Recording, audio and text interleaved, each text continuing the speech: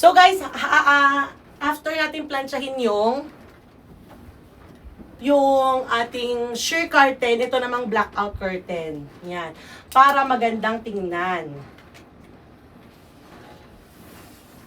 Yan. Kasi alam nyo guys, nung kasagsagan na nagdi-DIY ako nung pandemic, alam nyo, story time lang. Ang daming mga comments, ganyan na hindi man lang daw plansyahin yung kortina, mga ganyan. Dapat daw pinaplansya yung kortina. So, I think that commentor, kahit na nabash tayo, nagpapasalamat ako sa kanya kasi nagkaroon ako ng idea na ang curtain pala is dapat pinaplansya talaga yan, guys. Para maganda din siyang tingnan. At saka para mas maayos. Siyempre, para hindi naman nakakahiya, di ba? Kasi pag kusot-kusot yung kortina mo, ganun din sa damit, pag kusot-kusot yung damit mo, hindi siya magandang tingnan, di ba? Pero kapag na-plansya yung damit mo, maganda siyang tingnan. Kahit gaano pa kaganda yung isang bagay, yung damit mo, kung hindi na-plansya, pangit talaga. So may point yung nag-comment na yun eh. Ganun din sa kortina, pag di siya na-plansya, kahit gaano kaganda, pangit pa rin tingnan, di ba? Kaya ayan, plansya-plansya tayo guys for today's video. Since ang kortina naman, matagal nating nagagamit yan, guys. So, worth it naman yung ating pagplansya sa kanya. Hindi naman siya tulad ng damit natin na isang araw lang magpapalit ka na, ganun, di ba? Eto, pang matagalan. Kaya, nakakaya naman tingnan sa mga bisita na kusot-kusot yung kortina, di ba? Kaya dapat matyaga tayong magplansya, mag-steam. So, isa to sa pinaka-recommended product ko. Ito Hodek. Yan. 3 years na sa akin to. Magti 3 years na sa akin to, guys. And still, ayan. Ito pa din talaga ang pinaka-main na plansya ko sa bahay. Wala akong plansya na yung mabibigat, ganon. Wala akong ganon.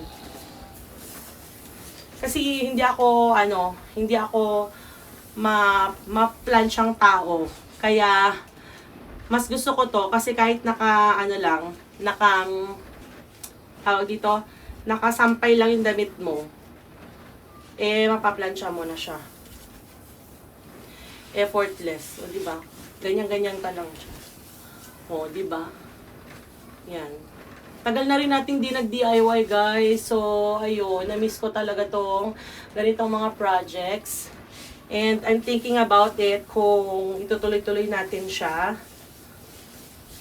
Kasi nakakamiss talaga, nakakamiss mag-vlog, nakakamiss gumawa ng content. Ayan, namiss ko yung mga viewers natin dyan. Yan, kaya tignan nyo kahit kagigising ko lang at haggard na haggard ako, guys. Sige, ilaban natin yan. Ilaban natin ang magpaganda ng kwarto. Because, why not, diba? Kasi alam nyo, guys, ang sinasabi nga sa akin ng ibang tao is, grabe ka naman, sabi nila sa akin. Kasi, paano ko daw nagagawang super linis ng bahay araw-araw? Paano ko daw nagagawa na napakabango ng bahay araw-araw, pati CR? Paano ko daw na-maintain yun? Alam mo, isa lang ang sagot ko. Sabi ko, respect. Diba kasi, kung paano mo nire-respeto yung mga bisita mo, diba? Pag may bisita tayo, as in, todo linis tayo, todo paganda ng bahay, todo pabango sa bahay, ganyan. Tapos pag alis nila, wala na, madumi na. Kung paano natin nire-respeto yung ating mga bisita, dapat mas doble, triple respeto natin sa sarili natin. Kaya dapat, hindi lang malinis yung bahay natin kapag may bisita, dapat araw-araw. Kasi, it's your respect for yourself, na parang pag-uwi mo, marerelax ka, pag-uwi mo, excited ka kasi ang madadatnan mong bahay napaka-cozy, napaka-relaxing, alam mo na, ganon. So, respect, di ba? Yun lang. Paano ko daw nagagawa yun? At ano daw ang pinakasikreto ko? Yun talaga, respect for yourself. Kailangan, unang-una, mahalin mo yung sarili mo, respetuhin mo yung sarili mo by, of course, cleaning your CR. Number 1, CR. Guys, kung sa CR lang, sabi ko sa inyo, siguro, isa ako sa mga pinaka-OC talaga sa loob ng CR. And, pangalawa, malinis na bahay at mabangong bahay. Kasi alam niyo sa totoo lang, guys, ha, hindi importante kung napakaliit or napakalaki ng bahay mo, ang importante malinis. Kasi kahit na gaano kaganda, kamansyon ng bahay mo, kung ang dumi naman, tapos ang gulo, disorganized, and everything, it's useless. 'Di ba? Hindi ka mag-e-enjoy na umuwi sa bahay mo kahit gaano pa kalaki yan. Pero kung napakaliit naman ng bahay mo pero feel mo na well rested ka kapag umuwi ka, ay mas panalo ka. May mas advantage ka sa mga malalaking bahay. So yun lang talaga yung pinaka sekreto ko sa sarili ko kung bakit ko na maintain yung bahay, because I love myself and I respect myself so much. So ayun, kung kayo din mahal niyo yung sarili niyo, you want peace, you want rest, magsisimula yan sa'yo, di ba? Ikaw mismo sa sarili mo, respetuhin mo yung sarili mo, pagagandahin mo kung anong meron ka, di ba? Kung anong meron ka, mamahalin mo at aalagaan mo. Because, di ba, sabi nga, stewardship, maliit man ang binigay ng Diyos sa'yo, dapat alam mong mahalin yun. Yun yung tinatawag na stewardship. Ganon. Para mas lalo kang pagpalain ni Lord sa malalaking bagay.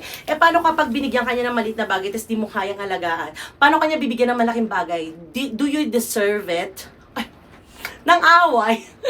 Deserve mo ba? Diba? Siyempre, as a father, sasabihin niya, ay, yung maliit na bagay na binigay ko sa anak ko, hindi niya iningatan. So, hindi ko na siya bibigyan ng malaking bagay. Ganon. Kaya, yun yung sekreto, guys. Kaya ako sa inyo, magpaganda na kayo ng bahay ngayon, hindi para sa ibang tao, kundi para sa sarili mo. That's how you love yourself and respect yourself. Sabi nga nila, sharing is caring. Kaya, yun lang siguro for this moment. Yun lang masashare ko sa inyo. Bye!